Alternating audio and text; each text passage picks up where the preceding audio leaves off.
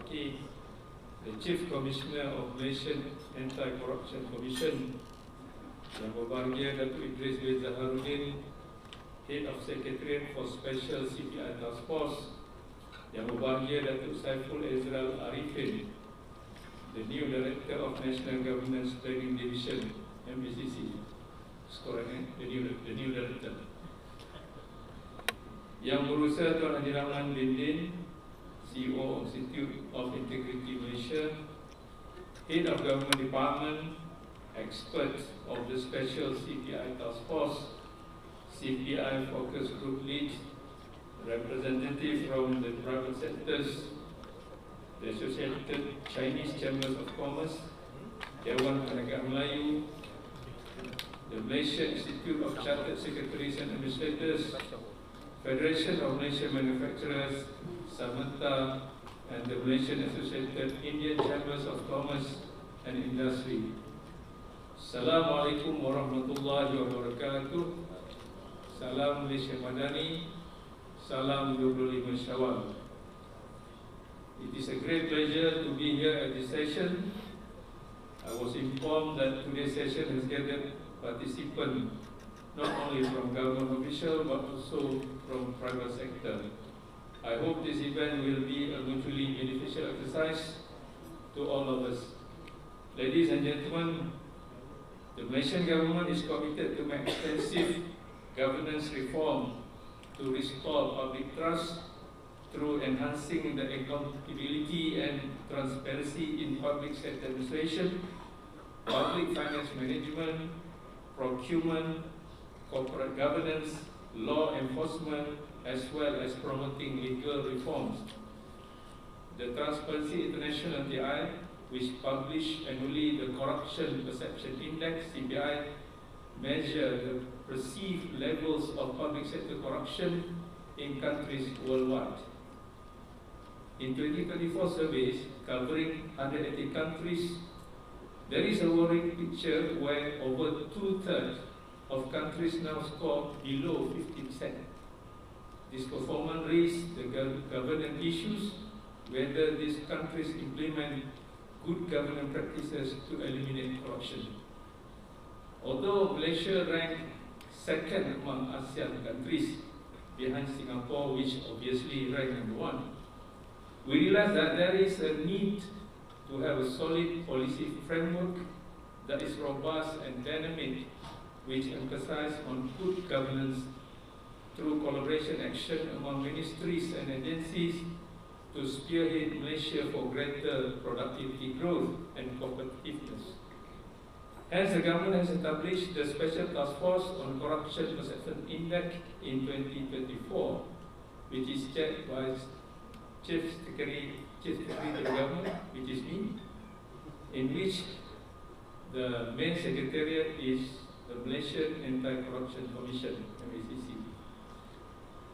The CPI Task Force has formed 6 focus groups in the following areas. Number 1, enforcement. Number 2, public finance management. Number 3, business competitiveness. Number 4, investment risk.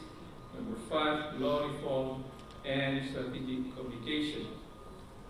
All these 6 focus groups must report directly to me every month on the progress and activities which focus on reducing bureaucracy and red tapes in business and investment, enhance transparency in public finance management, reforms law, and ensure strategic communication, which ultimately will contribute towards reducing the risk of corruption.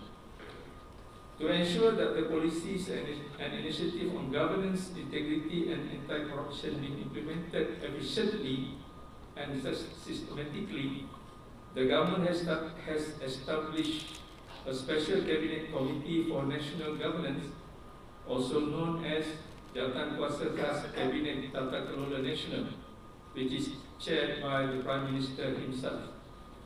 With all the initiatives outlined, including the launching of National Anti-Corruption Strategy and ACS in 2024, I am fully confident that we are on the right track in our effort to fight corruption.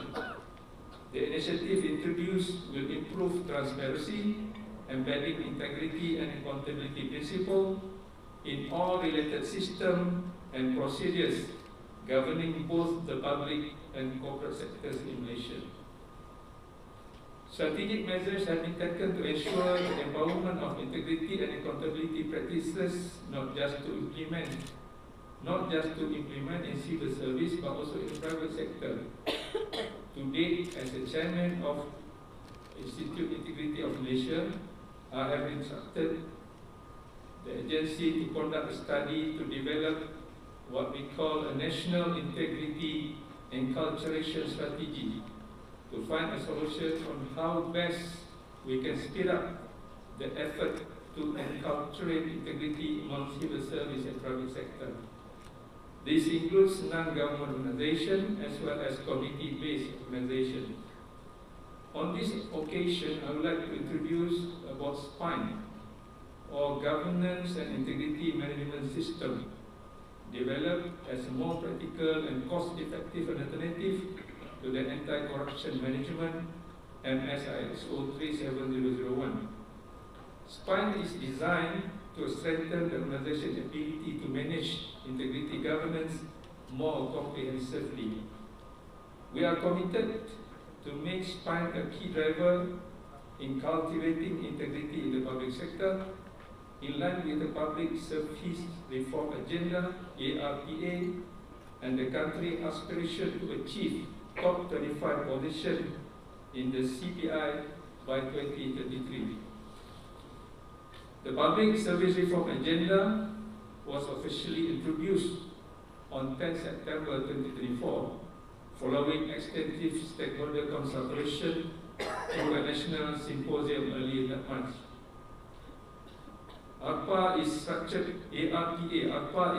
around 5 strategic pillars known as Trust Keberhasilan Reformasi, Values and Governance, Human Capital Development, Organization Development, Service Delivery, and Public-Private Synergy.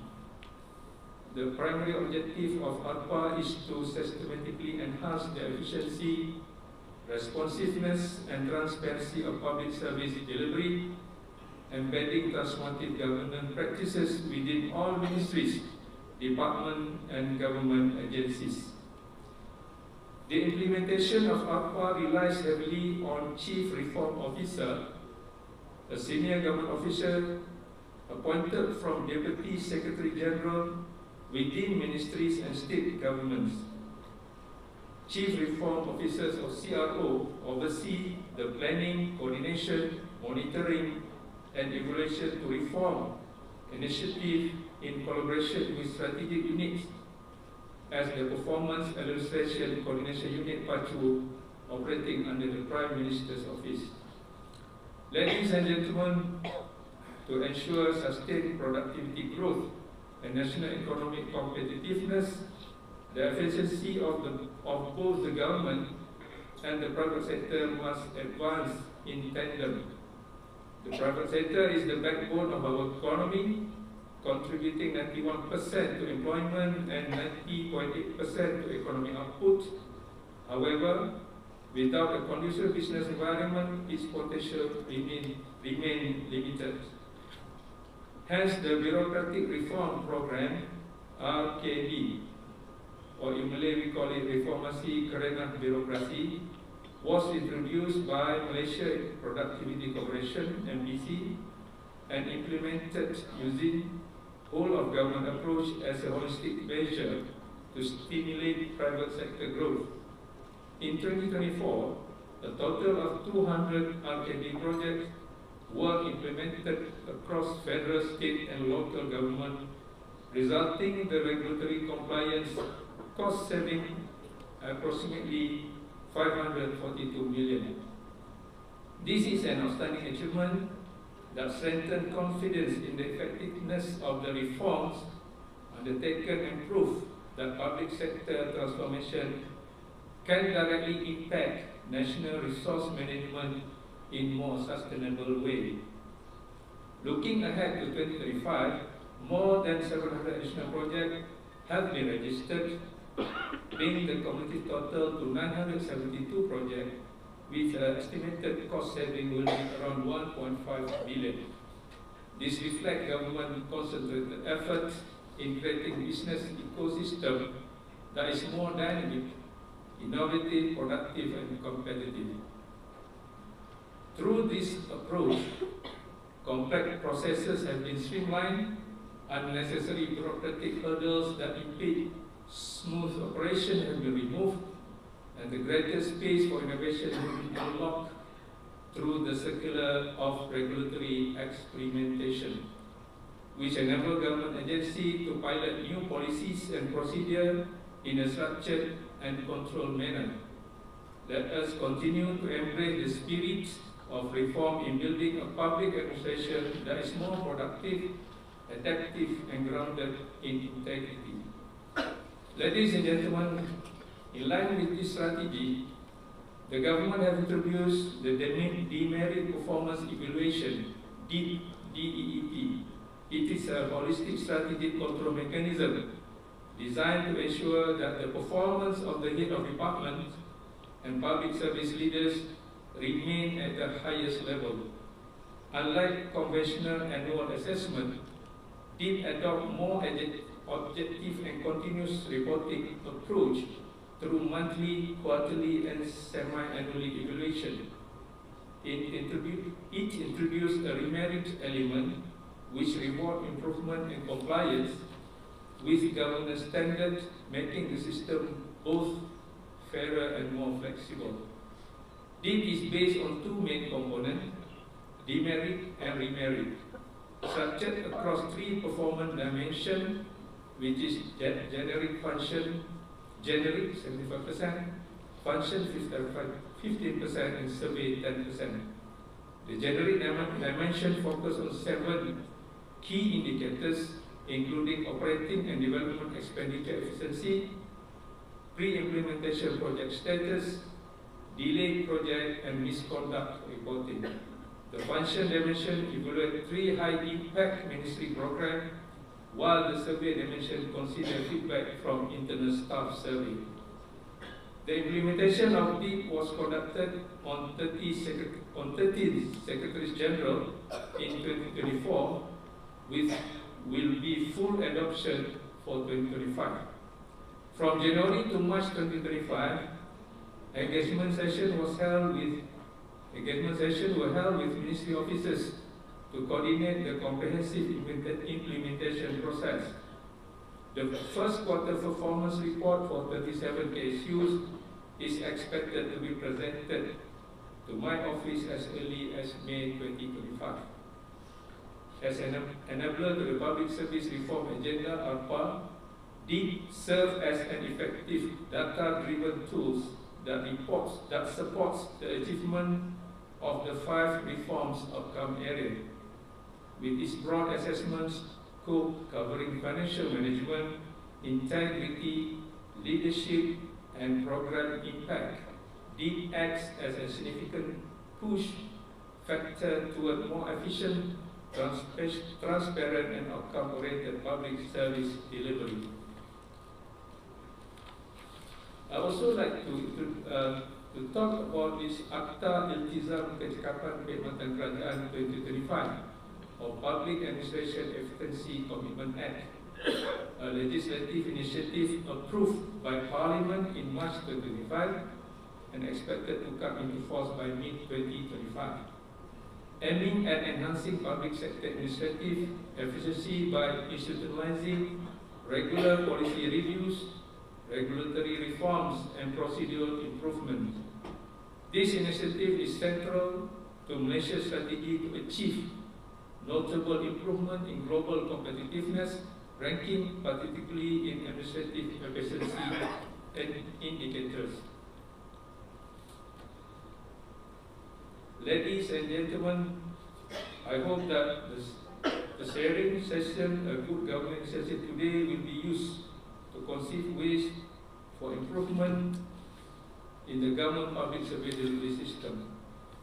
I would like to urge all focus groups of CPI, together with the ministries and agencies, to continue their efforts in implementing the Good Governance Initiative as an important agenda to prevent corruption towards promoting greater productivity and economic growth.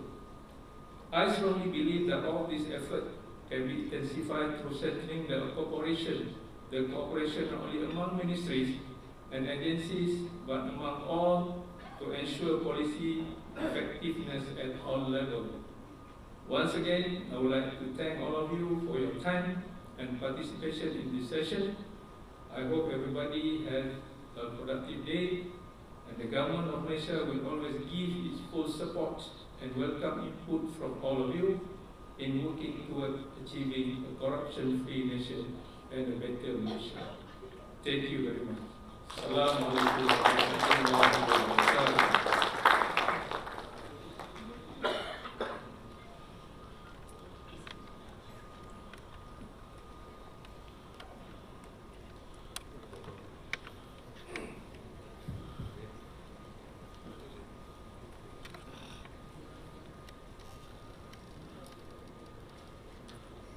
Thank you very much, Yang Berbahagia Tan Sri, for the sharing moment. Yang Berbahagia Tan Sri's commitment in leading governance reforms is a proof of serious national efforts to achieve the national goal of 25th in Corruption Perception Index. Yang Berbahagia Tan Sri, Datuk Sri, Datuk Tuan-Tuan and Puan-Puan, ladies and gentlemen, with that, our roundtable session is officially comes to the end. On behalf of the main secretariat of CPI Special Task Force, the National Governance Planning Division MSCC, we extend our deepest appreciations to Yang Berbahagia Tan Sri, Datuk Tuan-Tuan and Puan-Puan, all our distinguished guests and prominent speakers from each focus group of CPI for your participation and valuable thoughts sharing today. May the session today inspire meaningful changes and contribute to stronger governance for Malaysia's future. Before we end the session, we would like to invite Yang Berbahagia Tan Sri, Datuk Tuan-Tuan and Puan-Puan together at the center of this hall for the photography session. Please welcome Yang Berbahagia Tan Sri, Datuk Tuan-Tuan Puan-Puan to come closer to the front for the photography session. Please welcome.